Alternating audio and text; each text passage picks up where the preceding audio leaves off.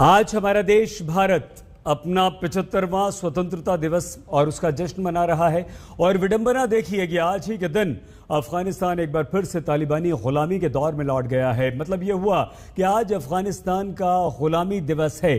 तालिबानी आतंकवादियों ने आज राजधानी काबुल में एंट्री कर ली है और अब किसी भी समय अफगानिस्तान की सत्ता में भी तालिबान की एंट्री हो जाएगी। अफगानिस्तान के गृह मंत्री अब्दुल सत्तार ने खुद ये कहा है कि तालिबानी शांति से सत्ता का ट्रांसफर चाहते हैं। राष्ट्रपति अब्दुल गनी इसके लिए तैयार हैं, लेकिन अब वो देश छोड़ चुके हैं।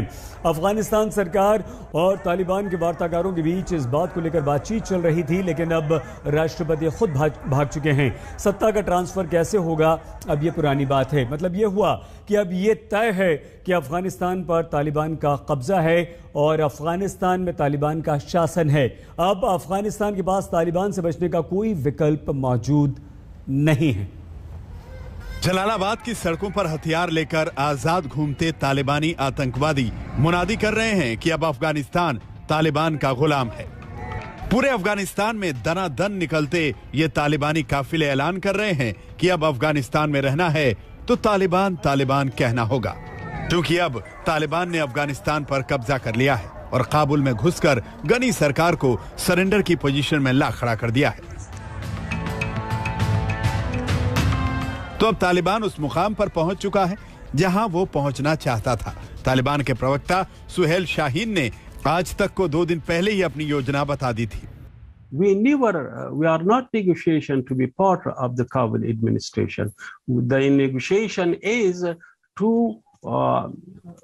agree on a new government, on a new political roadmap to replace this administration, a government which will be acceptable to all Afghans. That is the solution.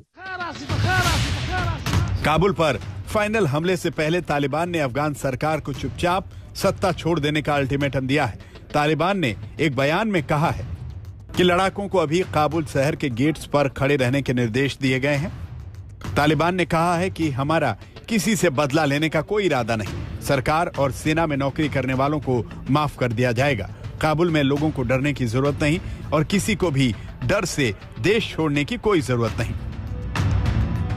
Taliban की इस अपील का कोई खास असर नहीं हो रहा। तालिबान की मजबूत होती पकड़ के बीच घबराए हुए सरकारी कर्मचारी दफ्तरों को छोड़कर अपनी जान बचाने के लिए भाग निकले।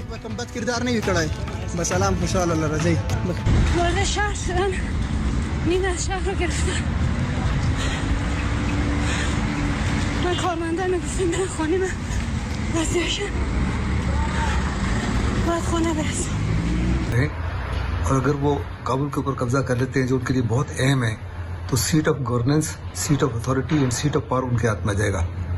और अगर ये उनके हाथ में जाता है तो वास्तव में गनी सरकार का वो अंत होगा और अफगान नेशनल आर्मी का भी एक किस्म से अंत होगा। तालिबान जुबान भले ही शांति से हस्तांतरण की कर रहा हो, लेकिन उसने अफगानिस्तान पर कब्जा जमाने के लिए जो खून खराबा मचाया है, उससे एक बात तो साफ है कि अब गनी सरकार के पास तालिबान के आगे सरेंडर करने के अलावा कोई विकल्प नहीं बचा है। खुद गनी को इसका एहसास हो चुका है। سموگران هواد افغانستان پر موږ د تپل شوی جګړې له کبله د بې ثباتۍ له جدي خطر سره مخ دی.